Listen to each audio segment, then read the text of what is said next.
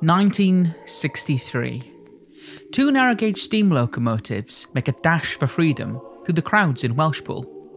Treated like royalty, the Earl and the Countess are making one final journey through a section which for many had become synonymous with this narrow gauge icon. For this is the last time that any locomotive would make their way through the town section of the Welshpool Llanfair Light Railway. A 1 mile section that cut right through the middle of Welshpool. Through the houses, up the back alleys and across roads. Despite this sombre end, the fact that this has been allowed to happen at all is somewhat of a miracle, for it was only a few years prior that the railway was all but closed. However, in that great Welsh tradition of not allowing our history to die, the railway was not closed. And despite this one section of the line being taken away, the Welshpool and Llanfair would continue. This is the story of triumph over the odds, of regrowth and rebuilding, a story which spans not just Wales, but across countries, connecting communities both locally and globally. This is the story of the Welshpool and Llanfair Light Railway.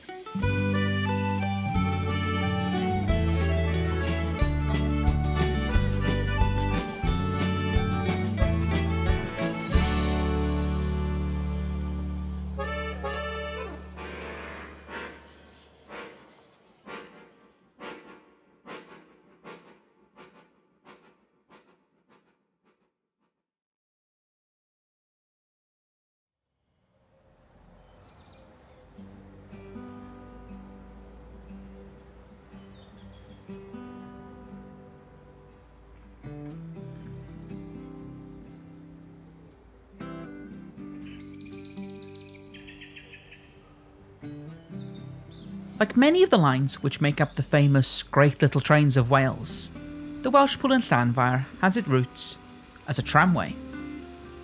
While its humble beginnings, some century away from being the narrow gauge steam-hauled railway as we know it today, these seeds are just as important. The initial tramway would run from the stone quarry at Raven Square in Welshpool, down to the canal, a vital link as the Industrial Revolution drew both suburban and rural communities closer than ever before.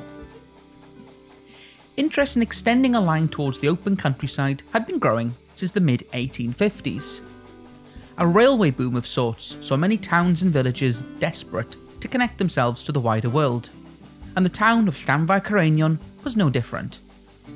Around 8 miles away from the market town of Welshpool, the small town of Llanfair sought to connect itself to said livestock market and recent mainline connection. However, it would take around 50 years for the idea to come to fruition. The railway it was quite a long period of history of a number of aborted schemes before the railway was finally built. There were 2 or 3 different attempts to build a narrow gauge railway between Llanfair and Welshpool. And there are also other schemes to link Llanfair with the Oswestry area. So starting from the 1860s, over the next 30 years, there were numerous schemes that were being proposed. Then they fell apart through problems raising the finance. But one thing has always been clear with this area: it was not a rich area, it did not have heavy minerals like the supported other narrow gauge railways in Wales. It's always been an agricultural railway, a railway to serve the local community, the farms, and linking to the weekly markets. Numerous attempts to get both schemes off the ground would come and go. However, in 1896, with the passing of the Light Railways Act, both the Mayfod and Welshpool schemes saw a rise in support. With only one scheme able to progress, this small village became the centre of a heated debate. In August 1897, an inquiry was held in Llanfair to explore both schemes, to be chaired by 3 members of the Light Railway Commission. As the Mayfod scheme was submitted earliest, in fact it's claimed to be the first light railway application ever received, it would gain the honour of being considered first. although the proposed 26,000 passengers annually seemed rather fanciful, and the profitability questionable. No amount of backing by the Mayor of Oswestry and locals could change the cold, hard figures. The Welshpool scheme was somewhat different. Rather than a standard light railway, this was to be on narrow tracks, 2 foot 6 inches to be precise. This would allow it to be built quickly and cheaply. This plan was far more achievable and realistic, with support from not just Welshpool, but other railway engineers. After much deliberation, it was decided that Welshpool would be the home for this new railway, and within a few short days, the Welshpool to Llanfair narrow gauge line was officially approved.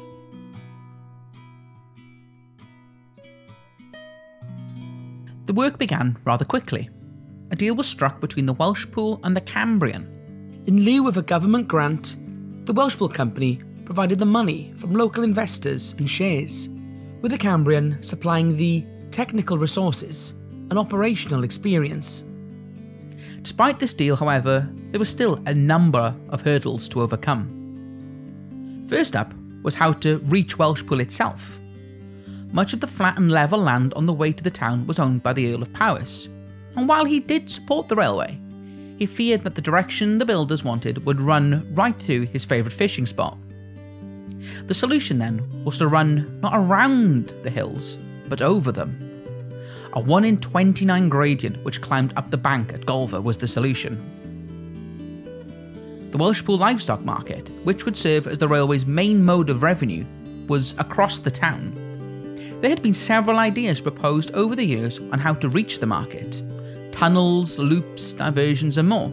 The final plan was to build the railway right through the town, through the streets and the alleyways of Welshpool. The original plans called for the demolition of homes, however that was dropped in favour of a smaller alleyway, affectionately called the Narrows. The Narrows presented its own operational issues. Being so close to houses, mere feet in fact, this required drivers to consider not just safety, but the comfort of those who now had a steam loco as a neighbour. Once through the twists of the Narrows, it would not burst, but more emerge from the houses, back across the road and down towards the livestock market. The market area was a bustling warren of tracks and equipment, and once through, the railway would officially end just shy of the mainline station. The railway was, to put it lightly, built as cheaply as possible, with the Light Railways Act allowing them to more or less hug the contours of the landscape.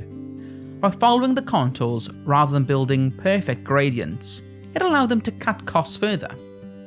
And that cost, tendered by John Strachan, the railway's builder, was somewhere in the £24,000 mark. The contractor who built the railway has a bit of an interesting history. He turned out to be a bit of a cowboy builder, in skimping on various costs and things, and they even found he was sneakily running his own passenger services on the unopened railway, on the quiet. So it's quite an interesting sort of history with that. On Thursday the 30th of May 1901, construction officially began. Once complete, the locomotives of the Welshpool and Llanfair Railway will be charging up banks, snaking down valleys, crossing streams and hugging riverbeds.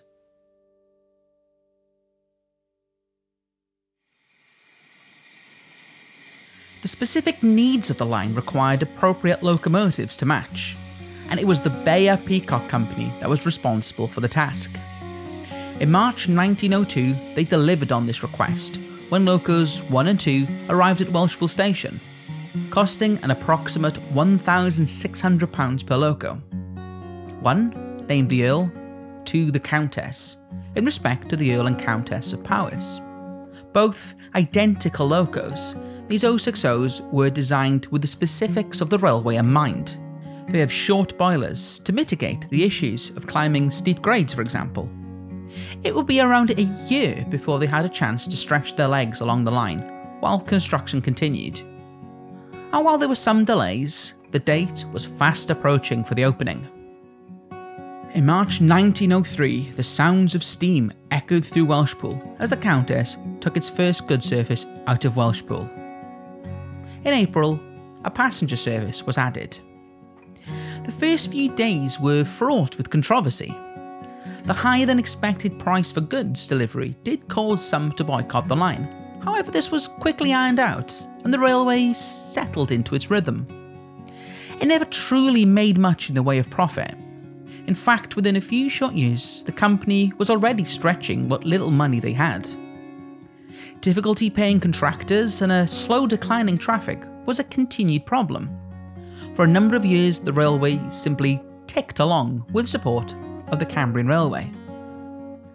Despite the doom and gloom surrounding the figures, the ability to easily transport livestock from Llanfair down to the market improved business and ensured that locals felt connected to the wider area. There are plenty of stories of farmers' wives making their way to town for supplies, or of farmers loading their livestock ready for market. Llanfair Cranion had built a real connection to the world. It was just a case of ensuring the books could be balanced. But even by the mid-1910s, cuts were creeping in. The evening services on many days were cut, and by 1919 they were discontinued altogether. The Railways Act of 1921 saw great changes across the main line of the UK. The vast array of different networks were amalgamated into 4 major companies. And while not all of the narrow gauge lines became part of this new system, the Welshpool and Llanfair, alongside the Vale of Rheidol, were amalgamated into the Great Western Railway. While initially not much seemed to change, there were signs of danger on the horizon. Unfortunately, it still wasn't making money.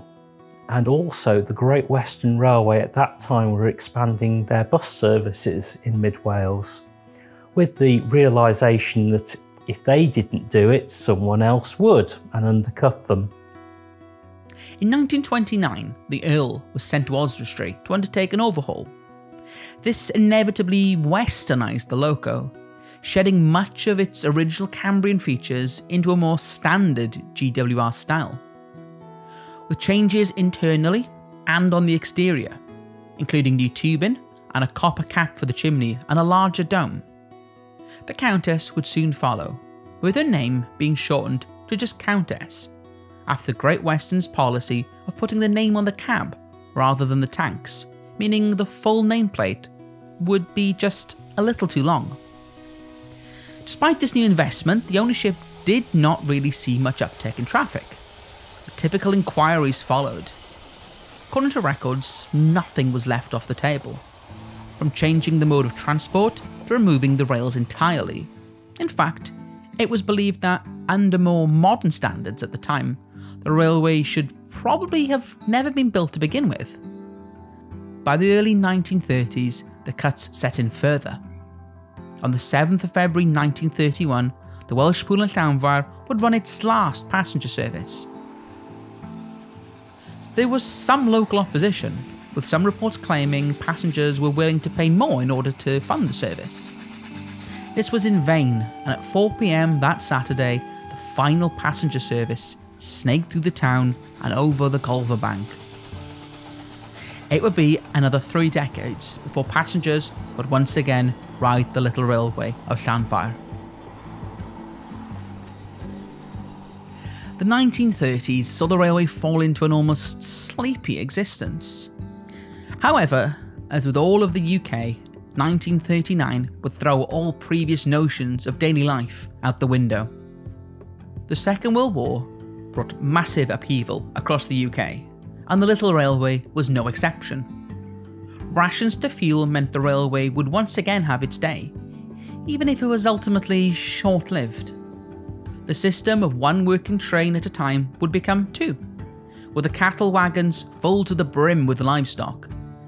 The line truly came into its own during the war, providing an invaluable service to the war effort. And as the war ended, the railway returned back to its normal way of working, with nationalisation in 1948 seeing little change. What did change, however, was the steady increase in road traffic. While the warriors demonstrated the positives that rail travel brought to the table, it was becoming ever increasingly difficult to compete with the ease and cost of moving goods by road, and the railway continued to suffer. There was no one event which would send the Welshpool into decline. A death by 1,000 cuts is one way of looking at it.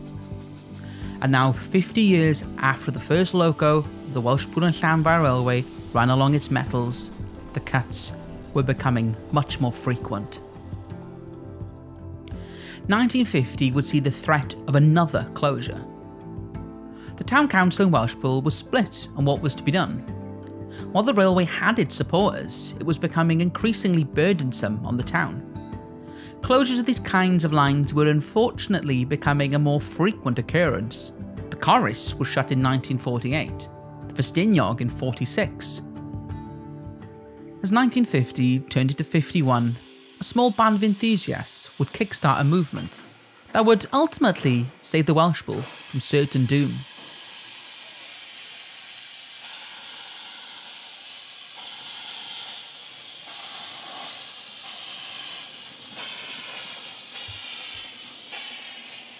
In May 1951, some 50 miles away from Welshpool, the inaugural journey of the new Talyllyn Preservation Society left Wharf Station.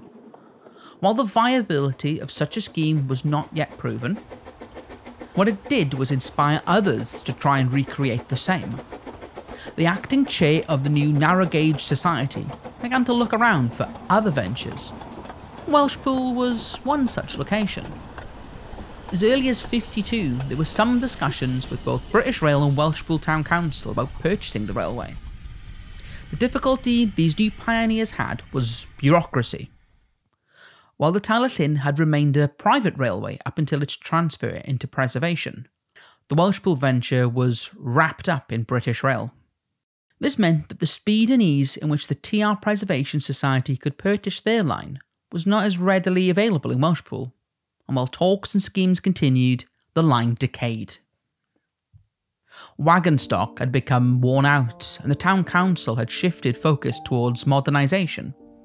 The need for the tiny steam railway was in many eyes nothing but a fleeting fancy.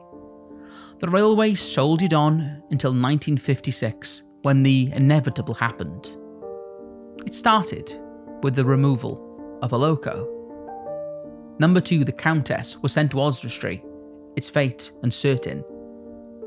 And then the news came that from the 5th of November 1956, the railway was to be closed for good. There was a small rush of activity from societies determined to save what they could. Rides were organised for various preservation groups, discussions were had on what to do with the permanent way, and if they couldn't save it, where could the items in the company's possession go? The Earl, its fate also uncertain, was considered for a museum. The Countess was still away in Oswestry, so there came the real possibility that both locos would be separated forever. The railway did not go down quietly, however. On the 3rd of November, the Stevenson Locomotive Society ran what would be the last passenger service. From all reports, the people of Welshpool came out in their droves to see the final farewell of the Earl. Houses along the line were decorated. The enthusiasts who came to see the journey had fond stories from the locals about the line. And then, at 2:30, the Earl set off from the station at Welshpool for its seemingly final round trip. It was a breezy ride up to Llanfair with photographic stops along the way. And on the Earl's return, Welshpool once again came out to see their little train off for the last time. She came into Welshpool under a chorus of whistles and cheers. The Earl was met at Welshpool station by 2 standard gauge locomotives. All 3 whistled defiantly in celebration of the little line, and as the crowds died down and went their separate ways, all that could be heard was the gentle sounds of the Earl coming to rest, and the local brass band as it played Handel's Funeral March. The Welshpool and Llanfair Railway had officially closed for good.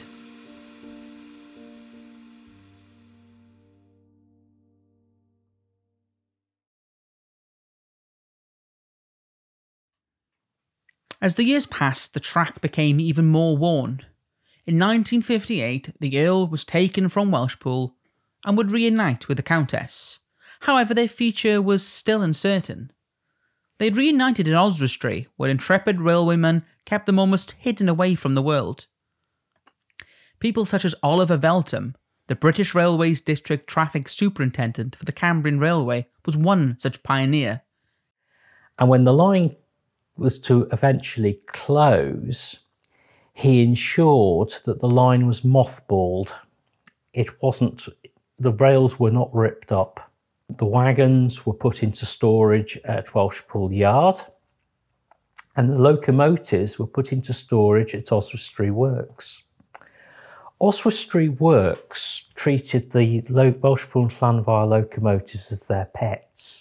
It should be remembered that they, of course, were the original workshops for the Cambrian Railways, and Earl and Countess were the last survivors of the Cambrian Railways.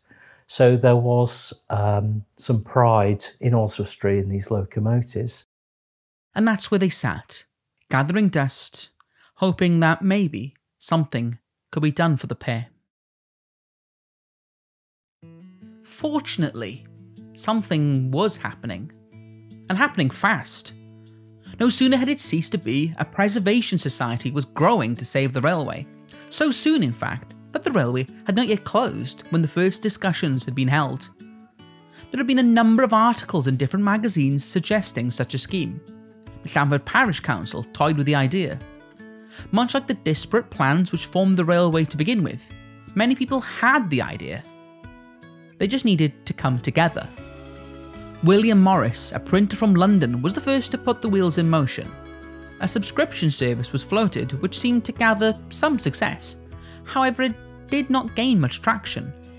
And while the Llanfair section of the railway was positive in a new venture, the Welshpool end was far less cooperative. During this time, plans had been made to revitalise Welshpool. This came in the form of a larger road to accommodate the surges in traffic and the demolition of older buildings.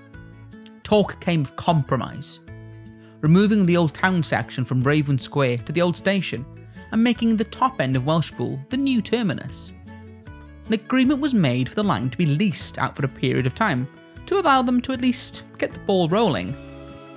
And in the summer of 1959, the first working party came together to start clearing the line. The only issue? They could clear the line as much as they like, but how would they carry passengers without coaches? And more importantly, who was going to pull them? In 1960, the Welshpool Llanfair Light Railway Preservation Company Limited was formed, bringing each scheme into one unified approach. 1962 was possibly the most important in the fledgling society's history, as this was the year that the lease was finally agreed and the idea of running trains again became a reality. Things moved quickly from here. They had acquired several diesels and sufficient rolling stock. But what of the two original locos? Well, not only did the society manage to reacquire the Earl, they also made a deal for the Countess. Not only was the railway back up and running, in a few years the Bannoy would once again ring with the sound of the two Bayer peacocks. The Earl was overhauled first and was brought to steam in 61. The case of no passenger stock was relieved with the addition of several new coaches, affectionately nicknamed the Toaster Racks. The return of the Countess not long after was said to be an even more exciting affair. After arriving at Welshpool, she was greeted by the Earl. The moment is affectionately called the meeting of the wife, a romantic symbol to two locomotives connected together, and of the people who worked hard to bring them back to the railway. From there, draped in dragons and flags, the Countess made her way up to Llanfair. The line would officially reopen for regular paying passengers in April 1963, exactly 60 years after the line was first opened. From Welshpool Station, they left to another chorus of cheers from the crowd. The pioneers of the line knew they had a big uphill climb ahead of them, but now they could simply enjoy the time they had. It was not all celebrations.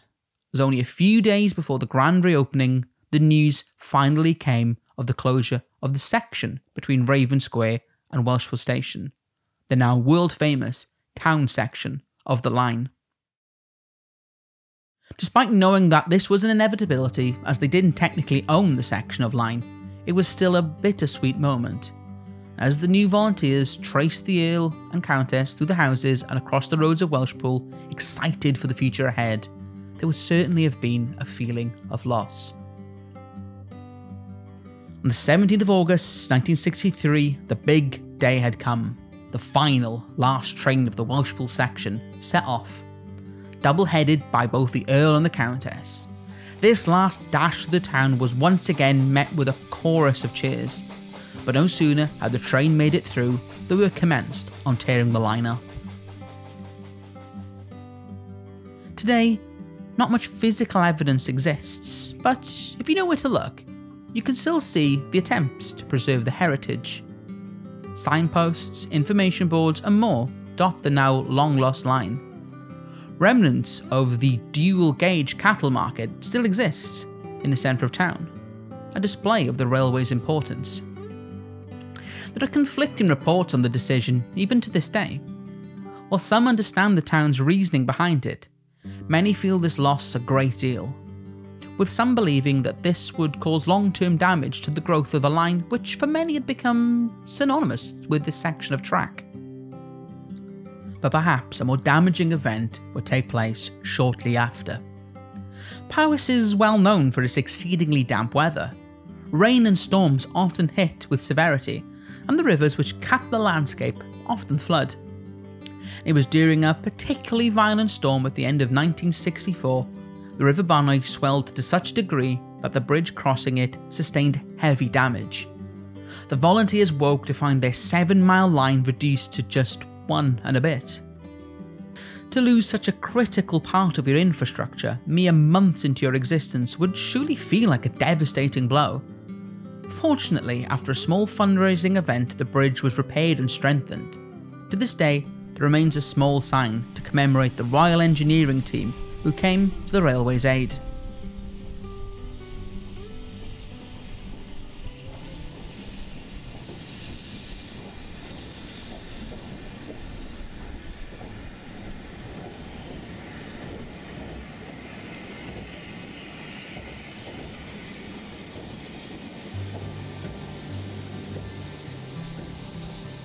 As the years rolled on, the railway steadily grew.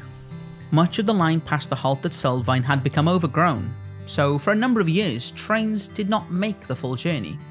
The run up the famous Golver Bank and down into Welshpool became a tantalising challenge for the pioneers.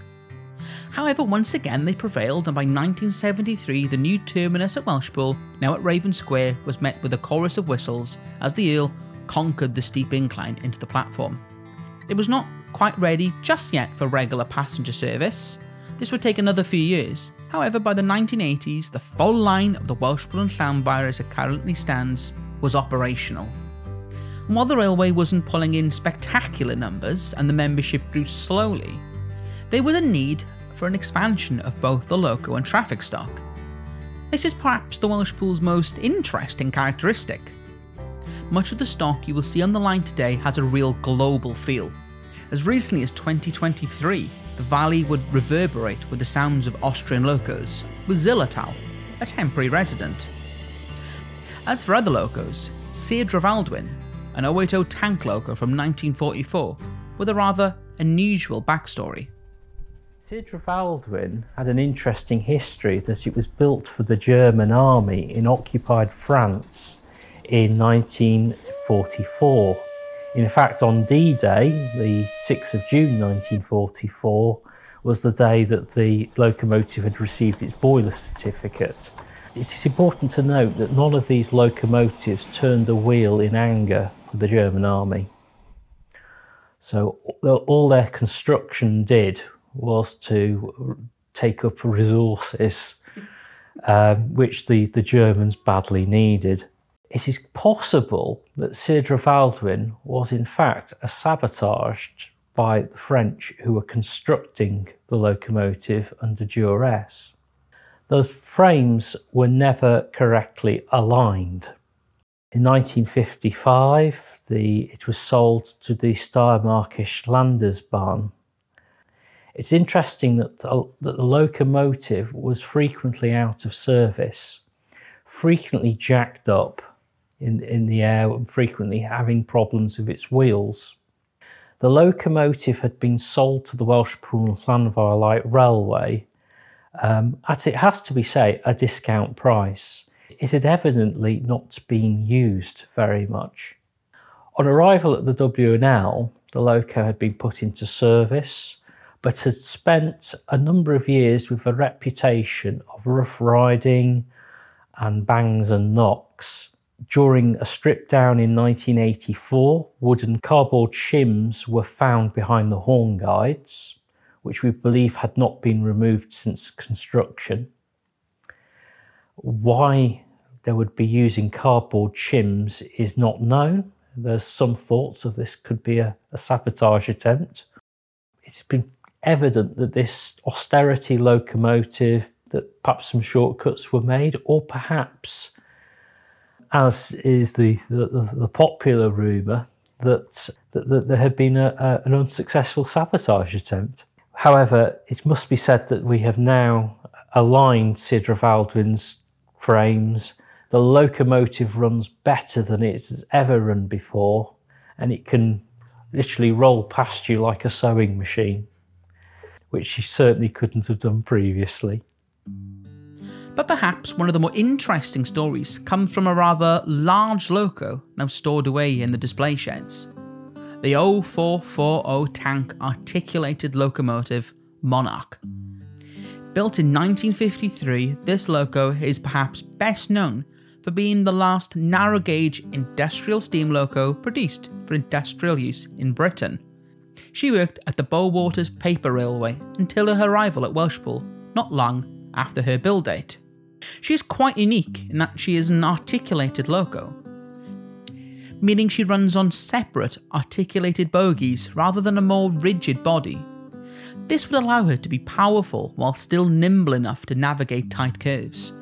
When she arrived at the railway, there were notices to staff to not be afraid of her unique mechanics and to embrace this new challenge.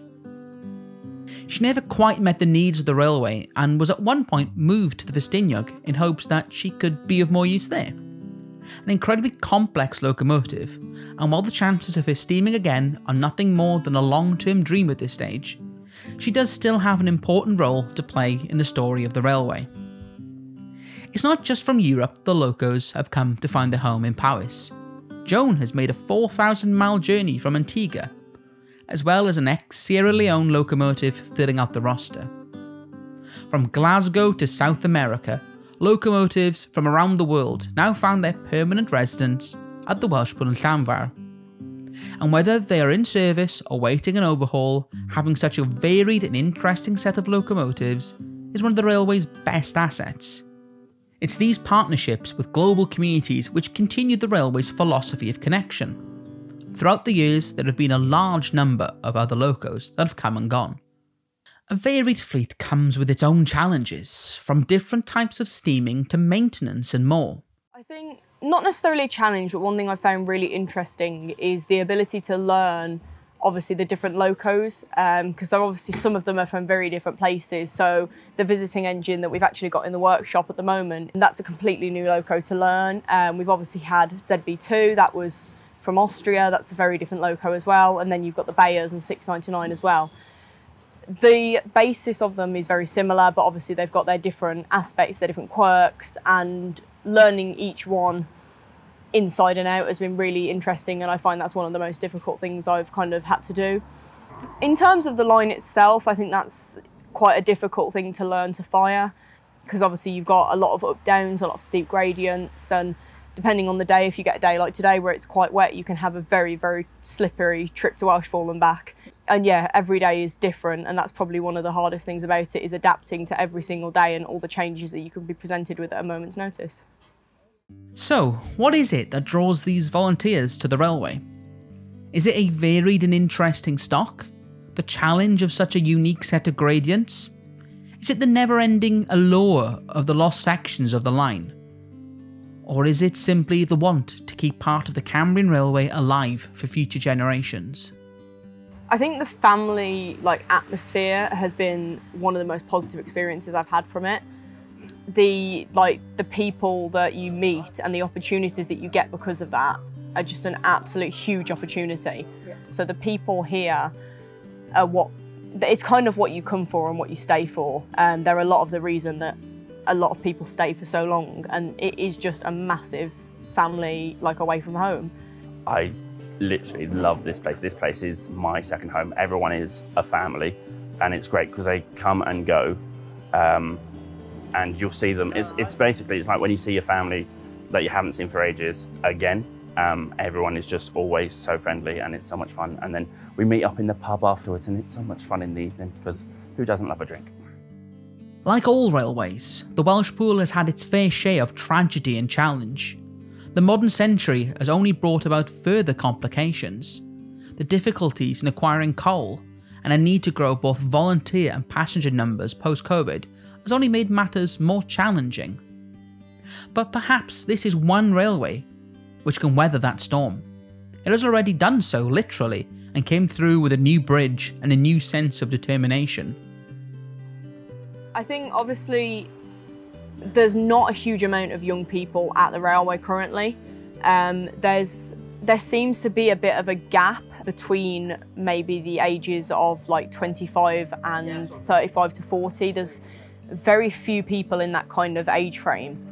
And we, unfortunately, because of how we are geographically, unless we can get more local people in, a lot of younger people that travel for railways tend to go to places like the TR, closer to the coast and things like that, who have a more established young members group. And I think getting our young members group more established is the long-term plan, kind of draw more people in, get kind of a more semi-regular kind of volunteer drawing kind of thing going on, running a few more social events, and eventually becoming self-sufficient in terms of funding would be amazing. I would say the volunteer size, only because you look at other railways and stuff, they have loads of people, whereas we don't, but we still make it work. I'd say with what we do have, we try to make the best out of what we can. There are a number of exciting opportunities ahead for the railway, with current plans to overhaul one of the original locomotives, Countess, so she can once again steam alongside her husband, the Earl. When signing up for a membership to the Welshpool Llanfair, there is a small note. It reads, "It never made anybody rich, but opened up the area, offering access to distant markets and allowing farming to prosper." And this is at the heart of why the railway continues to survive to this day. The railway lives in spite of itself. It wasn't made for any grand purpose, and never made any money. It's been compromise and grit. But the line connected people together. And where it once connected Llanfair Cerenion to the wider world is now, through the continued existence of the line, connected to Llanfair Cerenion. This is the true beauty of this line. So, the Welshpool in Llanfair, a survivor, a global community, railway royalty. Narrow gauge is all the rage, come ride the little train. Not a dream but living steam in glory once again. Bright painted little engines, wheels riding narrow rails. Piston steam and barasses gleaming, great little trains of Wales.